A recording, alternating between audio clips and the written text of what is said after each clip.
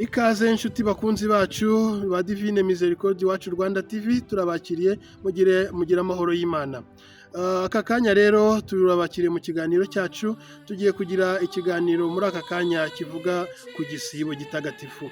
Igisibo gitagatifu Kiliziya Gatolika igira buri mwaka Kiliziya igira igihe cyo kwibuka ibabara rya Yezu Kristo, ububabare ndetse no kubabazwa bikomeye cyane yagize hano kuri iyi si. Nk'abakristu rero bemera Yezu Kristo, bemera urupfu n'izuka by'umwana w'Imana Data Yezu Kristo, ntago muri kure cyane, kandi ndizera neza ko muri buze kumva neza. Icyo ndashaka ko tuganira tukinjira cyane ku bubabare bwa Yezu Kristo, ububabare Yezu yagize ubwo yitangaga akaza kuducungura hano kuri iyi si. Bavandimwe, nk'uko tubizi kandi dukunda gusoma Bibiliya kenshi, tujya dukunda gusoma amateka cyane ya Yezu Kristo, uburyo yaje kwitanga kugira ngo aze gucungura muntu nyuma y'uko umuntu yari amaze gukora icyaha agashaka kwitandukanya n'Imana. Ariko nyamara Yezu Kristo aho yari ari, nk'uko mubizi neza ko Yezu Kristo yari ariho kandi yahozeho ari kumwe n'Imana, yabanaga na Jambo mu ijuru. Rero icyo gihe muri uko yaje, ahubwo yabanje kwigira umuntu kugira ngo aze muri twe, aza kubyarwa n'umugore, araza ku mbaraga n'ububasha ndetse n'iyobera ritagatifu rikomeye cyane ry'ukwemera. Nibwo yaje gusamwa na Mariya, nuko aza kuvuka nk'uko abandi bana bose bavuka.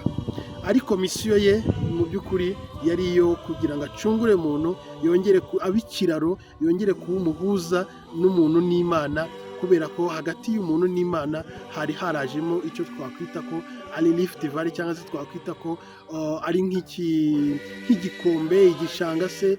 Donc byari bigoye cyane kuba umuntu yakongera guhura n'Imana kubera nyuma yo gucumura kwa muntu. Rero bavandimwe, murabizi neza ububabare Yezu mu by'ukuri hano mu kuza yahuye n'ububabare bukomeye cyane, yahuye n'ibikomere bikomeye, hahandi yashengutse agashenguka umutima, ndetse na mama ubwe nawe agashenguka umutima. Ntabwo byari ibintu byoroshye. Rero buri mwaka Kiliziya igira igihe cyo kwibuka iri babara rya Yezu Kristo, mu rwego rwo kugira ngo uwemera Yezu Kristo wese yongere kuzirikana ubwo bubabare, yongere kuzirikana urwo rugendo rukomeye cyane rutoroshye Yezu Kristo yagize hano kuri iyi si. Urugendo rwari rurimo ibibazo byinshi, urugendo rwari rurimo imitego myinshi. Murabizi ukuntu Shitani yakunze kumugerageza cyane, akamubwira ati simbuka, abamarayika baragusaba nimba uri umwana w'Imana. Ibyo bigeragezo yahuye nabyo, Shitani akamubwira ati nimba uri umwana w'Imana, ufatira ibuye urihindure umugati. Ariko nyamara aho hantu harimo isomo rikomeye cyane natwe ubwacu tugomba kwigiraho. Rero ibyo byose uyu mwanya nk'uyu Kiliziya iba yafashe kugira ngo twongere kwibuka iryo babara rya Yezu Kristo no kugeragezwa kwe hano ku isi, ni ukugira ngo natwe ubwacu dufate umwanya wo kwisuzuma, kwisubiramo no kwitekerezamo muri twe, ndetse tukareba na biriya byose bitugerageza. Ubuzima turimo, iyi si turimo iratugerageza cyane, iratugerageza muri byinshi bitandukanye. Ishobora kubikugerageza mu rubyaro rwawe, birashobora kubikugerageza mu mikorere yawe cyangwa se mu kazi ukora, birashobora kuba Shitani irimo kukugerageza mu mubano ufitanye n'umugabo wawe cyangwa se umugore wawe, birashobora kuba Shitani irimo kukugerageza cyane muri sosiyete nyarwanda ubayemo, birashoboka kuba Shitani irimo kukugerageza cyane mu nshuti n'abavandimwe mubanyemo, birashoboka kuba Shitani irimo kukugerageza mu bintu byinshi cyane bitandukanye, ikakubwira ngo ngaho nimba wemera Yezu Kristo se, ngaho kora ibi ngibi, bigende gutya, maze turebe ko Yezu Kristo aza kugukiza, maze turebe ko Yezu Kristo aza kugutabara. Ariko bavandimwe ba Kristo, bavandimwe bacu, bavandimwe banjye, icyo nakubwira cyo, uwiringiye Yezu Kristo, uwiringiye amaraso ye matagatifu, nta kintu na kimwe kiba kigomba kumutera ubwoba, kuko abona imbaraga imbaraga zo gutsinda ibyo byose bimugerageza, imbaraga zo gutsinda ibyo byose bishaka kumugusha mu cyaha, imbaraga zo kunesha ikintu icyo ari cyo cyose kibi kiba gishaka kumuzaho. Bavandimwe rero, uyu ni umwanya ukomeye cyane. Ku ejo ku munsi wa gatatu ku itariki 5 twatangiye umunsi w'igisibo. Ni igisibo gitagatifu, ni igisibo gikomeye, tugomba kwifatanya na Yezu Kristo muri ibi bihe bitari byoroshye kuri we yanyuzemo.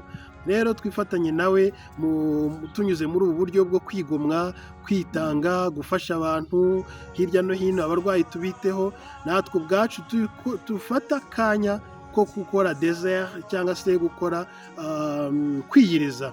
Mu kinyarwanda cyiza cyitwa kwiyiriza. Nibura mu cyumweru ujye ufatamo umunsi umwe wiyirize, kugira ngo ubashe gufatanya na Yezu Kristo, ubashe kugendana na Yezu Kristo uru rugendo yagenze hano kuri iyi si. Bavandimwe rero, kwiyiriza mu by'ukuri hari abantu babifata mu buryo busa nkaho butandukanye, ariko ubundi kwiyiriza nyako, kwiyiriza gufite umurongo wa nyako, kugira ngo uri kumwe na Yezu Kristo mu murongo, mu nzira nziza, wowe ufite ubuzima butakutera ikibazo mu gihe wiyirije. Ngiye kugusaba iki kintu kimwe, ugikoremo ugikoremo ukigerageze mu buryo bwose bushoboka, kandi kizemera. Dore kwiyiriza ukuntu bikorwa. Mu by'ukuri iyo ushaka kwiyiriza, ubundi iyo wiyirije nta kurya, nta kunywa amazi, nta kintu na kimwe na gato, memu na shikarete cyangwa na bombo ntuba wemerewe kuba wayishyira mu kanwa. Iyo ugiye kwiyiriza ni ibintu gusa kuba wabanje gutegura muri wowe, ugafata umwanya, ugafata igihe ukabitegura, ukabyiyumvamo, ukabyishyiramo, ukavuga uti ku wa 4 cyangwa se ku wa 5 cyangwa se ku wa 6 cyangwa se ku cyumweru, bitewe n'umunsi ushaka. Hanyuma uwo munsi ukavuga uti uyu munsi nziyiriza kugira ngo mbashe kwinjira muri bwa bubabare bwa Yezu Kristo, ngendane na Yezu Kristo, duterane izi ntambwe z'ububabare, numva uko Yezu yari ameze. Yezu yamaze iminsi 40 n'amajoro 40 ari mu butayu, ariko mu by'ukuri ntiyaryaga ntiyanywaga. Ariko ntago nakubwira ngo ngigereranye na Yezu Kristo, kubera ko Yezu Kristo yari yifitemo ubumana, anifitemo n'ubumuntu. Mu by'ukuri iyo imbaraga za kimuntu kuri we zacikaga intege, agatangira gusa nk'ucika intege, imbaraga z'ubumana zaramukomezaga, abamarayika bo mu ijuru bakamukomeza, bakamubwira ati komera kandi uzirikane neza akazi kawe, uzirikane icyakuzanye kuri iyi si, ni ukugira ngo ucungure muntu, kandi icyakuzanye wari ubizi neza ko ububabare, uburibwe, umubabaro wose wari ubizi neza kuzahura nawo. Komera rero, ushikame kandi ntago tugutereranye. Mu by'ukuri rero na Yezu Kristo ntago mbabwiye ko tutari kumwe nawe, aba ari kumwe natwe, ariko mu buryo bwa roho, mu buryo bw'umwuka.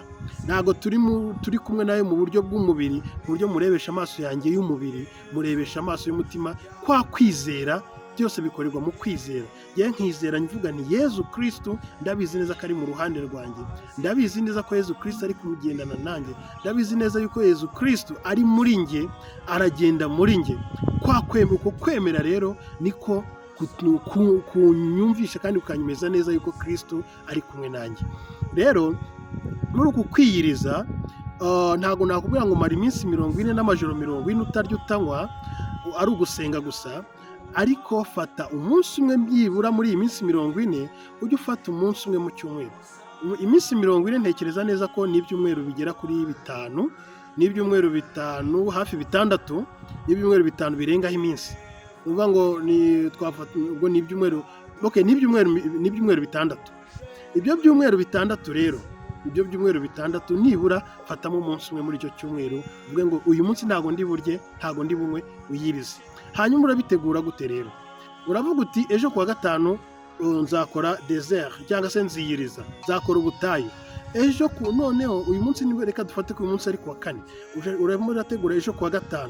Ubwo taha ugende mu rugo, utegure ibyo kurya, ibyo kunywa, urye unywe pe, wumve wijute mu buryo bwose buhayize, urye rwose wisanzure neza.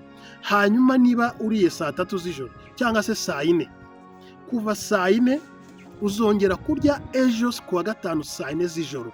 Donc isaha waririyeho nijoro niyo uzongera kuriraho ejo nanone nijoro, ubwo uzaba ukoze desert, uzaba ukoze ubutayu. Bivuze ngo ugiye kuryama buke mu gitondo ntiwemerewe kunywa icyayi, cyakoze wenda icyo uri bukore wenda uraza kwiborosa mu kanwa, nimba nk'umuntu uri bujye mu kazi uraza kwiborosa, ariko nimba utari bujye no mu kazi nabwo no kwiborosa bibaye byiza wanabyihorera, uko iyo ukojeje amazi mu kanwa nabwo ubwaho hahita haza ubuhehere cyangwa se hakabobera mu kanwa, ugasa nk'aho ugaruye ubuzima, ugaruye ubugingo.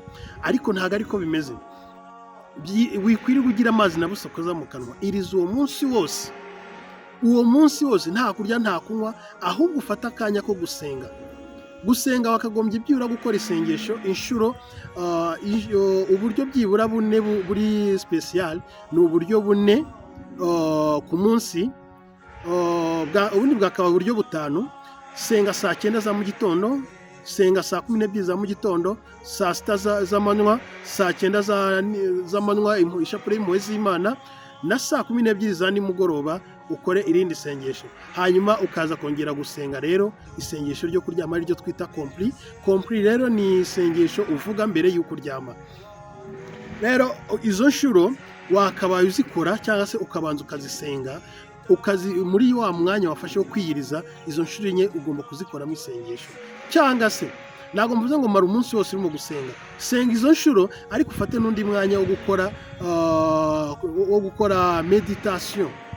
Ujya ahantu wicare umedite, utekereze, uzirikane ku bubabare bwa Yezu Kristo, uri kumwe nawe, urimo kugendana nawe urwo rugendo, ukomeze uzirikane uwo munsi wose, uzirikane ku bubabare n'urugendo rwa Yezu Kristo yagize hano kuri iyi si. Ibyo rero uwo munsi nurangira, ubwo wenda uraba ugeze saa 4 z'ijoro, izo saa 4 z'ijoro wafatiye ibiryo, niho uri bwongere ukajya kurira ibiryo kuri iyo saha n'ubundi wari wamaze kuriraho. Ubwo nimba utari wanatetse, ushobora kuba wenda urimo urategura, ugateka urimo no gusenga, uri mu isengesho, biremewe. Kujya muri toilette, ugomba kujya muri toilette ukabanza ugasenga, kujya kurya ugomba kubanza ugasenga, kujya mu gikoni ukabanza ugasenga, kugira akantu kariko kose ugiye gukora uba ugomba kubanza ugasenga, hanyuma ukagendana na Yezu Kristo neza muri icyo gihe cyangwa muri uwo munsi uba wakoze ubutayu cyangwa se desert, cyangwa se wakoze icyo twita kwiyiriza. Icyo cyo kwiyiriza ndumva cyumvikanye neza cyane, kandi ndumva cyumvikana. Ubwo nibwo buryo bwiza rero bwo gukora desert, cyane nibwo buryo bwiza bwo kwiyiriza kugira ngo ugendane neza na Yezu Kristo muri iki gihe cy'ububabare bwe, turimo kuzirikana muri Kiliziya Katolike ndetse n'abandi bose bemera Yezu Kristo. Hari abatagira igisibo ariko bakizihiza Pasika, bakizihiza iminsi mitagatifu y'ubutatu, iminsi mitagatifu iyo yindi twita ubutatu. Uwo ni kuwa 4, kuwa 5, kuwa 6, kuwa 3, kuwa 4 no kuwa 5. Iyo minsi bakayizihiza rwose, cyangwa se bakayizirikanira kandi bakayibamo. Abo nabo rero nabo tubifurije ibihe byiza, kandi rwose nabo abatukurikiye mukurikize rwose, murebe neza uburyo ki mwagomba kugendanamo na Yezu Kristo, muterane nawe intambwe muri uru rugendo rutoroshye rukomeye yagize hano ku isi kugira ngo tubone gucungurwa. Murakoze cyane rero, reka duhindire ahangaha iki kiganiro cya none. Iki kiganiro cyavugaga cyane nashaka gusobanura ku bijyanye n'igisibo gitagatifu. Ubwo naho ubutaha tuzongera duhura ikindi gihe. Ciao, turi kumwe, ndabakunda. Imana ibarinde kandi bakomeze. Yezu Kristo agendane namwe muri iki bihe bikomeye cyane, abagirire neza. Twihane, twigomwe, twisubireho, kandi dufashe abababaye, dufashe abarwayi, indembe, imbabare, abo bose tubazirikane, haba mu isengesho, haba kubafasha mu buryo bufatika. Rwose tubazirikane muri kino gihe. Yezu Kristo nawe azabiduheramo umugisha. Murakoze cyane rero, turi kumwe. Imana ibahe umugisha muri byose.